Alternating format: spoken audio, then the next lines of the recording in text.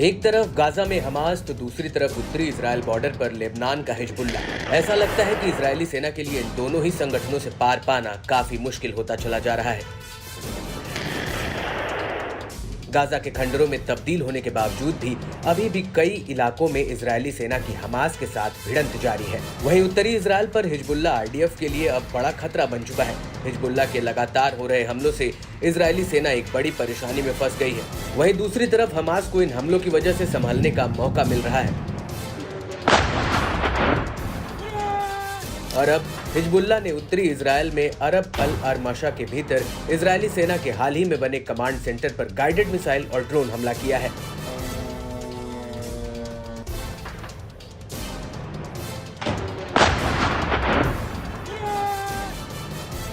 Hezbollah का कहना है कि इस हमले में 18 इजरायली सैनिक घायल हुए हैं और कुछ सैनिकों की मौत का भी दावा किया गया है। इस हमले का हिजबुल्ला ने एक वीडियो भी जारी किया है जिसमें आत्मघाती ड्रोन सीधे इजरायली बेस पर जाकर टकराता है, जिसमें आईडीएफ को काफी नुकसान हुआ है।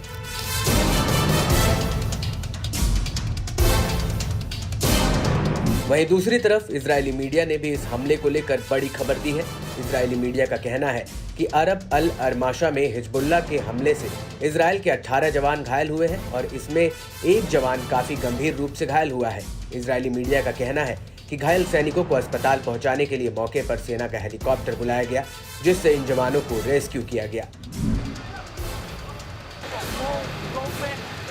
इजरायली मीडिया का ये भी कहना है कि हिजबुल्ला के हमले में ये इलाका बुरी तरह क्षतिग्रस्त हुआ है। यहाँ पर एक बिल्डिंग और कार को बहुत ज्यादा नुकसान पहुंचा है।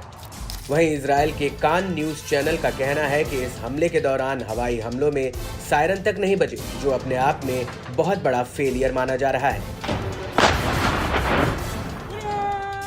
कान चैनल का कहना है कि इजरायली सेना अब इस बात की तफ्तीश कर रही है कि क्या हिजबुल्ला ने असामान्य गाइडेड मिसाइल का इस्तेमाल किया जो इजरायल के डिटेंशन सिस्टम को चीरती हुई अरब अल अरमाशा में घुस गई। वहीं दूसरी तरफ इसको लेकर इजरायली मीडिया का ये भी कहना है कि हिजबुल्ला के ड्रोन एकदम सटीक तरीके से टारगेट पर लगे हैं, जो इंटरसेप्ट नहीं हो पाए।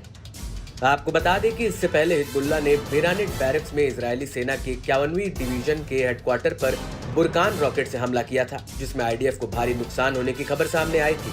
ऐसा माना जा रहा है कि जब से ईरान ने इजरायल पर हमला किया है, तब से हिजबुल्ला ने भी और भीषण हमले करना शुरू कर दिया है और इस बढ़ते हमलों के कारण किसी भी वक्त लेबनान और इजरायल के बीच सीधा युद्ध छिड़ सकता है।